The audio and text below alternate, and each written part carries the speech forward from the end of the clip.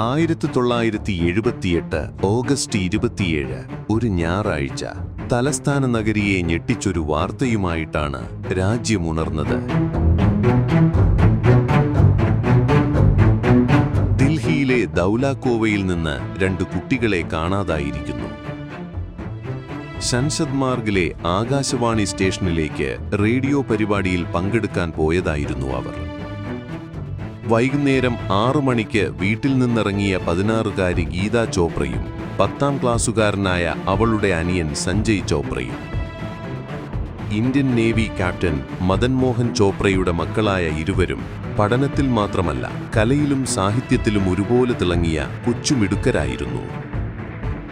അച്ഛൻ ഡ്യൂട്ടിയിലായിരുന്നതുകൊണ്ട് ടാക്സി പിടിച്ചു പോകാൻ പറഞ്ഞയച്ച ശേഷം മദൻ മോഹൻ ചോപ്ര വീട്ടിലെത്തിയപ്പോൾ 7:30 മണി കഴിഞ്ഞിരുന്നു.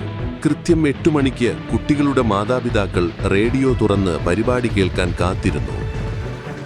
എന്നാൽ സാങ്കേതിക കാരണങ്ങളാൽ പരിപാടി മറ്റൊരു ദിവസത്തേക്ക് മാറ്റിവെച്ചുവെന്ന അറിയിപ്പ് കേട്ടപ്പോൾ അവർ നിരാശരായി.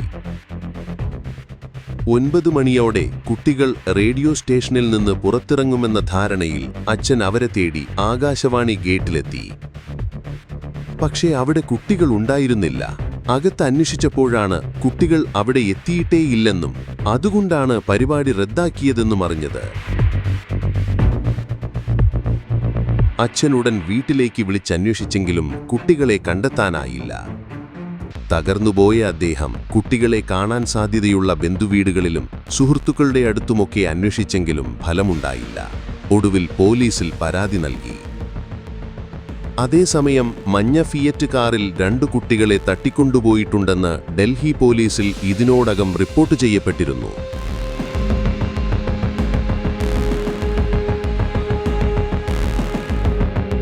കൃത്യം 6:30 ഗോൾ മാർക്കറ്റിൽ വെച്ച് മഞ്ഞ ഫിയറ്റ് കാറിന്റെ പിൻസീറ്റിൽ 2 കുട്ടികൾ മുൻസീറ്റിലിരുന്നവരുമായി മൽപ്പിടുത്തം നടത്തുന്നത് ഭഗവന്ത് ദാസ് എന്നൊരാൾ കണ്ടിരുന്നു. പോലീസിനാദ്യം വിവരം നൽകിയത് അദ്ദേഹമാണ്. ഇതേ കാറിൽ നിന്ന് ആൺകുട്ടി കൈനീട്ടി സഹായം അഭ്യർത്ഥിച്ച് കരയുന്നത് വില്ലിംഗ്ടൺ സിഗ്നലിൽ വെച്ച് എഞ്ചിനീയറായ ഇന്ദ്രജിത് സിംഗ് കണ്ടു. അദ്ദേഹം സ്കൂട്ടർ ഒതുക്കി കാറിനടുത്തേക്ക് നീങ്ങിയപ്പോഴേക്കും കാർ ചുവപ്പ് സിഗ്നൽ മറികടന്ന് പാഞ്ഞുപോയിരുന്നു. എങ്കിലും കാറിന്റെ നമ്പർ ഉൾപ്പെടെ ഓർമ്മിച്ച് പോലീസിൽ അറിയിക്കാൻ അദ്ദേഹത്തിന് സാധിച്ചു.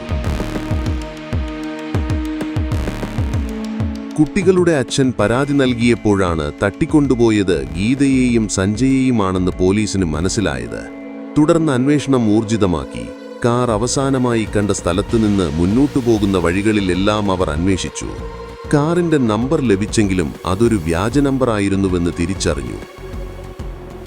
നഗരം മുഴുവൻ അരിച്ചുപെറുക്കിയെങ്കിലും കുട്ടികളെ കണ്ടെത്താനോ പ്രതികളെക്കുറിച്ചുള്ള സൂചനകളോ പോലീസിന് ലഭിച്ചില്ല. രാജ്യം മുഴുവൻ ഉറ്റുനോക്കിയ ഈ തിരോധാന കേസ് വലിയ മാധ്യമ ശ്രദ്ധ നേടി. അടിയന്തരാവസ്ഥയ്ക്ക് ശേഷം അധികാരത്തിലേറിയ മൊറാർജി ദേശായി നേരിട്ട് കേസിൽ ഇടപെടുകയും പ്രതികളെ എത്രയും പെട്ടെന്ന് കണ്ടെത്താൻ ഉത്തരവിടുകയും ചെയ്തു. എന്നാൽ എല്ലാ പ്രതീക്ഷകളെയും തല്ലിക്കെടുത്തിക്കൊണ്ട് 2ാം ദിവസം, അതായത് ഓഗസ്റ്റ് 28 വൈകുന്നേരം 6 മണിക്ക് ഔട്ടർ ഡൽഹിയിലെ ഒരു കുറ്റിക്കാട്ടിൽ നിന്ന് 2 കുട്ടികളുടെ മൃതദേഹം ധനിറാം എന്നൊരാൾ കണ്ടെത്തി.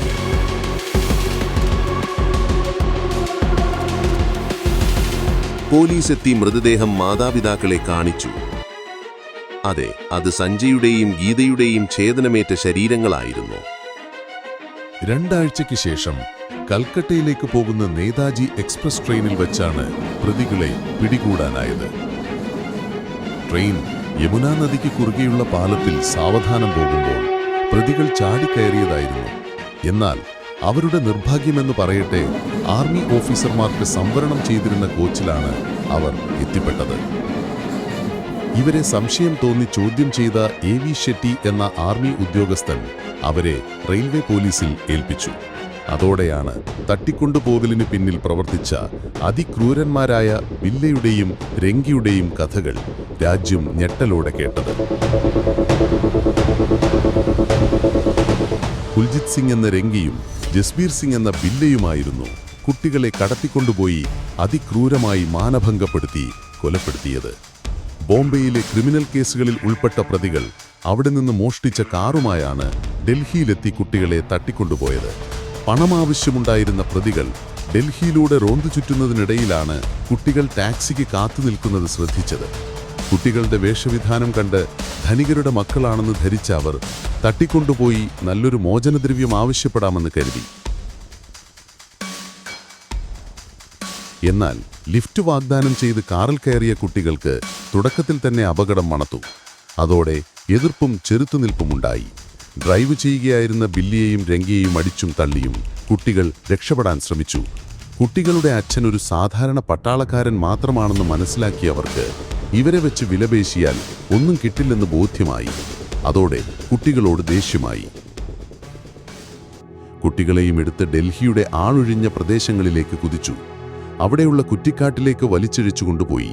ദേഹോപദ്രവം തുടർന്നു. കുട്ടികൾ ധൈര്യസമേതം ചെറുത്തു നിൽക്കുകയും രംഗയ്ക്ക് മുറിവേൽക്കുകയും ചെയ്തതോടെ ബില്ലയോട് ആൺകുട്ടിയെ കൊന്നുകളയാൻ രംഗ ആവശ്യപ്പെട്ടു. പെൺകുട്ടിയെ മറ്റൊരു കാട്ടിലേക്ക് കൊണ്ടുപോയി മാനഭംഗം ചെയ്തു. അതേസമയം ആൺകുട്ടിയെ കൊല്ലാൻ വേണ്ടി വടിവാളെടുത്തെങ്കിലും ബില്ലയ്ക്ക് മനസ്സു വന്നില്ല. അത് കണ്ടവിടെ എത്തിയ രംഗ തന്റെ വാളെടുത്ത് കുട്ടിയെ തലങ്ങും വിലങ്ങും വെട്ടി. പിന്നീട് നടന്ന പരിശോധനയിൽ ആകെ 21 വെട്ടുകളാണ് സഞ്ജയുടെ ശരീരത്തിലുണ്ടായിരുന്നത്. ശേഷം പെൺകുട്ടിയുടെ അടുത്തെത്തിയ രംഗ ബില്ലയെ ഭീഷണിപ്പെടുത്തി പെൺകുട്ടിയെ മാനഭംഗം ചെയ്യിച്ചു. പിന്നീട് മൃഗീയമായി രംഗ തന്നെ കുട്ടിയെ വെട്ടി. ഗീത ചോപ്രയുടെ ശരീരത്തിൽ 7 മുറിവുകളുണ്ടായിരുന്നു. വിചാരണയ്ക്ക് ശേഷം 1982 തുടക്കത്തിൽ ഇരുവരെയും തീഹാർ ജയിലിൽ വെച്ച് തൂക്കിലേറ്റി.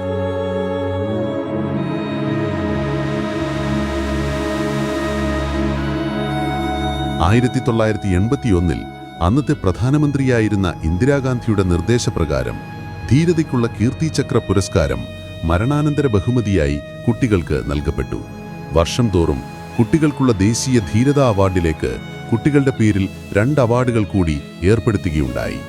അക്രമങ്ങളെ പ്രതിരോധിക്കേണ്ടി വന്ന ആൺകുട്ടികൾക്കുള്ള ധീരതാ അവാർഡ് സഞ്ജയ് ചോപ്ര അവാർഡ് എന്നും പെൺകുട്ടികൾക്കുള്ള അവാർഡ് ഗീത ചോപ്ര അവാർഡ് എന്നും അറിയപ്പെടുന്നു. ഗീതയുടെയും സഞ്ജയുടെയും ഓർമ്മകൾ ഓരോ വർഷവും രാജ്യത്തെ ഓർമ്മിപ്പിക്കുന്നത് ധീരതയുടെയും പ്രതിരോധത്തിൻ്റെയും പ്രാധാന്യത്തെക്കുറിച്ചാണ്.